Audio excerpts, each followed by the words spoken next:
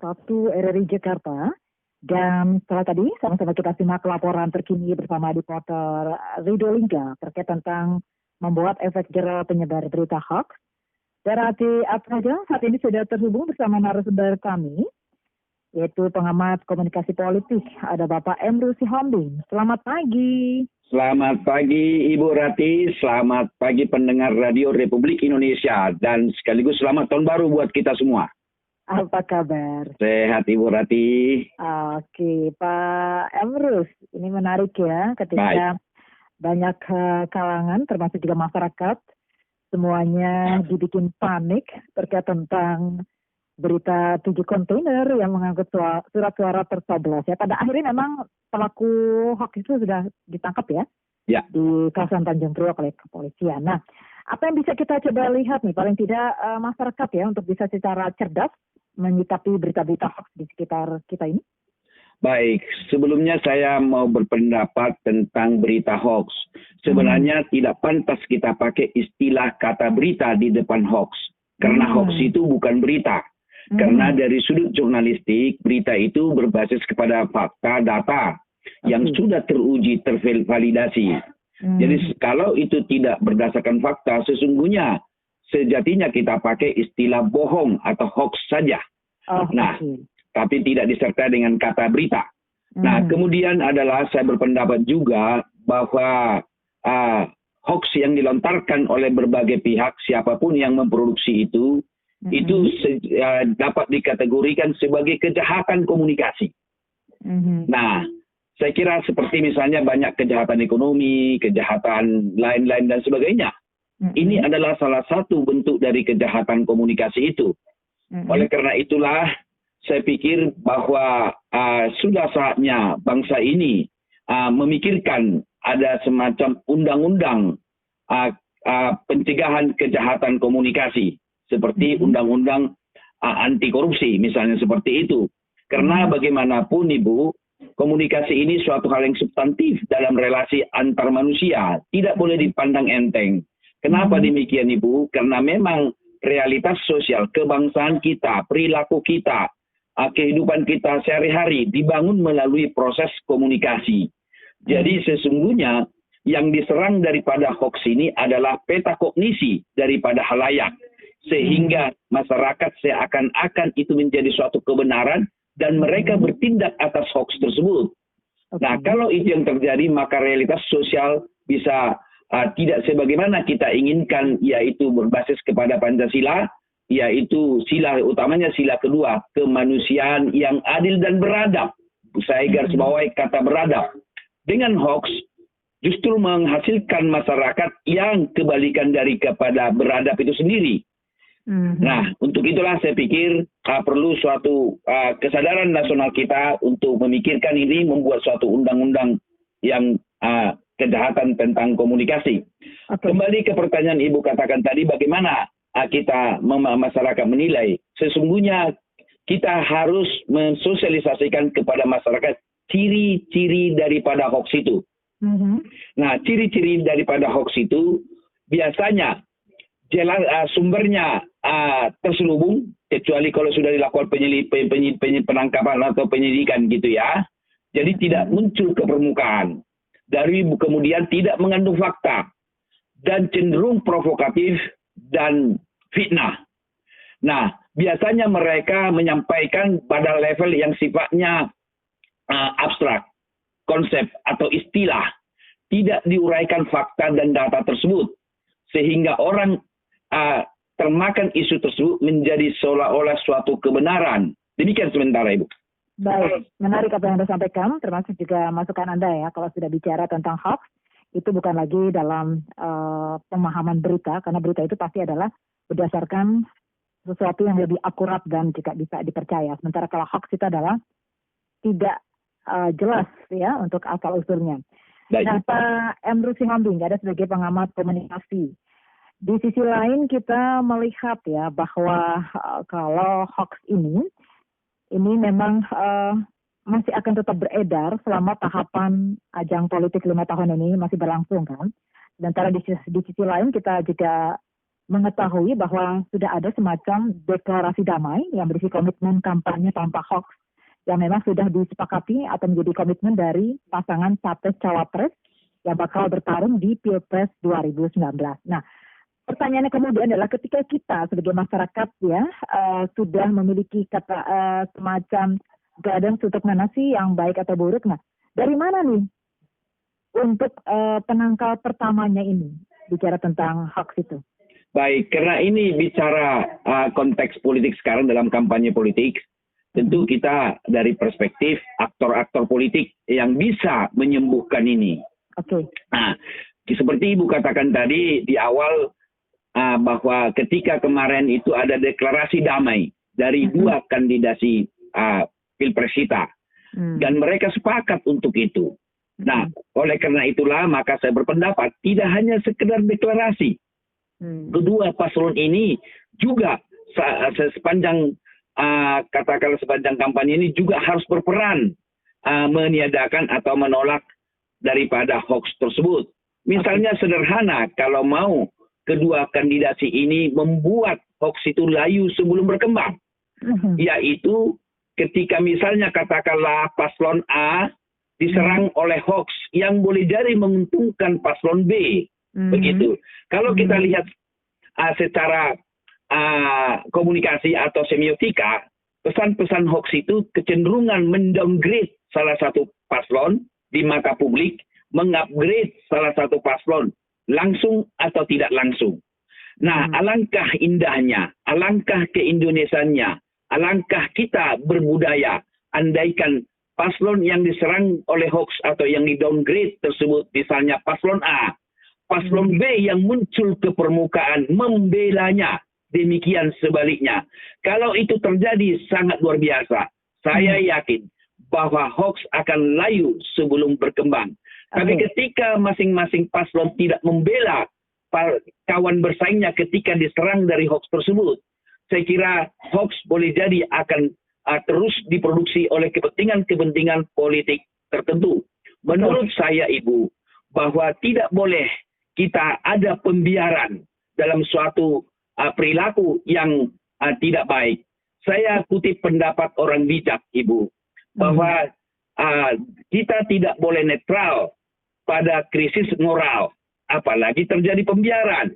Jadi kita harus maju bersama-sama. Karena ini dalam kontestasi politik, saya menyarankan dua kontestasi ini maju selalu misalnya sekali seminggu atau tergantung daripada hoax. Munculnya hoax misalnya seperti itu, muncul mereka menolak hoax tersebut secara bersama-sama. Dan ketika yang diserang itu adalah paslon A, paslon B ke depan membelanya dan sekaligus mengucapkan, saya tidak mau menang di tengah beredarnya hoax.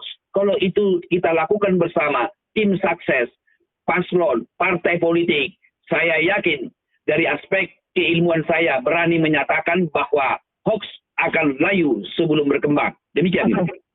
Secara tidak langsung menjelaskan bahwa siapapun itu kandidatnya, mereka harus berani menindak anggota tim sukses mereka kalau misalnya memang kedapatan mereka memproduksi hoax itu ya, Pak. Betul, setuju. Oke. Lantas bagaimana nih masyarakat nih menagih ya istilahnya menagih untuk komitmen mereka para peserta pilpres ini untuk bisa berkompetisi secara sehat? Baik, saya pikir yang terbaik adalah bahwa masyarakat lebih fokus saja kepada program-program yang ditawarkan dari para kandidasi ini.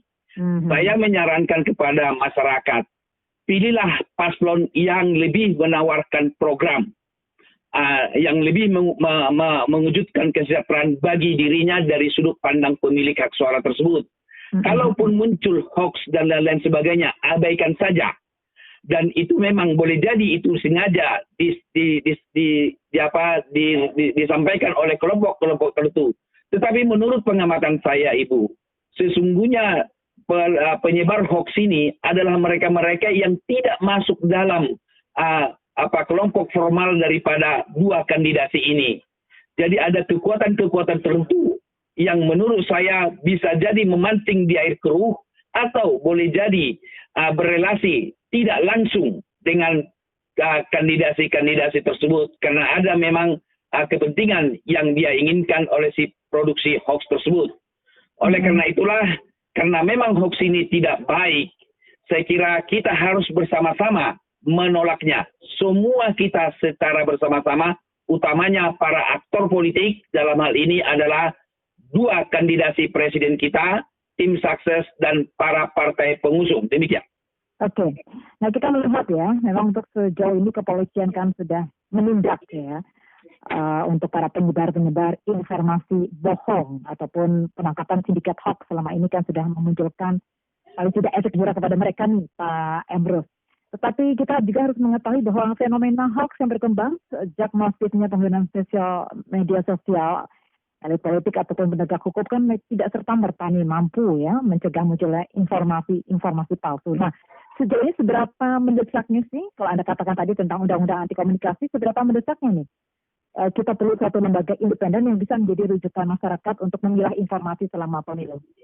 Saya pikir sudah sangat-sangat mendesak. Tidak ada salahnya. Saya kira pertanyaan ini suatu ide yang cemerlang, bahwa sudah saatnya dibentuk, dan itu bisa dibuat dalam tempo katakanlah 1 minggu ini, lembaga semacam lembaga independen untuk menilai pesan-pesan yang hoax tersebut dan hasil penilaian mereka disampaikan kepada masyarakat. Misalnya satu contoh, katakanlah 7 kontainer tersebut yang sudah dipastikan sebagai hoax.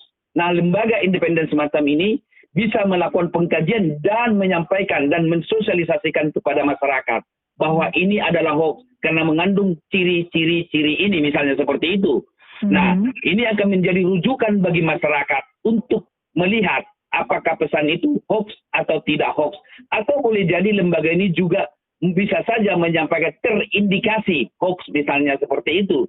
Sehingga masyarakat terlindungi dari sudut persepsi, tidak termakan secara mentah-mentah katakanlah penyampaian hoax-hoax di tengah masyarakat. Kemudian perlu saya tanggapi Ibu bahwa kita berterima kasih kepada kepolisian sebagaimana Ibu katakan tadi, bahwa kepolisian telah melakukan tindakan yang tegas siapapun itu yang menyampaikan hoax tersebut. Nah, namun demikian acap kali juga kepolisian mendapat suatu katakanlah pandangan-pandangan yang tidak produktif, tetapi tidak disertai dengan data. Nah, kalau kepolisian kita memang sudah menangkapnya, tapi ada yang mengkritik kinerja daripada kepolisian itu, tidak boleh hanya mengkritik bahwa seolah-olah ditujukan penangkapan itu kepada satu kubu atau kelompok atau seseorang tertentu kepada yang lain. Tidak, sejatinya mengungkapkan data yang mereka peroleh, bahwa yang dilakukan oleh seseorang itu bukan hoax berbasis kepada data. Saya terus terang mengatakan bahwa saya kira kepolisian kita sudah punya alat teknologi yang sangat canggih yang bisa mengidentifikasi siapa pemilik akun-akun tersebut. Maka mereka sudah melakukan apa yang disebut semacam patroli cyber, dan itu lebih gampang teridentifikasi. Karena apa? Jejak daripada teknologi itu tidak bisa dibohongi. Sehingga kalau kepolisian kita menangkap berbasis pada data dan fakta, saya kira masyarakat atau publik harus mendukung kinerja kepolisian tersebut karena memang itu sangat terukur. Demikian. Oke, apalagi kan info-info yang beredar yang tentang hoax itu kan biasanya sifatnya mengambang ya. Maksudnya mereka canggih dengan permainan bahasa dan terkesan memang tidak melanggar hukum tuh Pak Emrus. Baik, itulah kecerdasan manusia yang digunakan untuk tidak beradab begitu ya. Misalnya seringkali kata-kata huruf A diganti huruf 4. Huruf A diganti angka 4 gitu ya. Tetapi masyarakat bisa memahami, menangkap makna tersebut. Jadi seolah-olah itu dilihat, itulah kecerdasan yang menurut saya sangat tidak bermoral. Karena kalau bicara tentang nanti hukum positif, itu kan angka 4. Itu bukan huruf A misalnya seperti itu. Acap kali kita melihat seperti ini.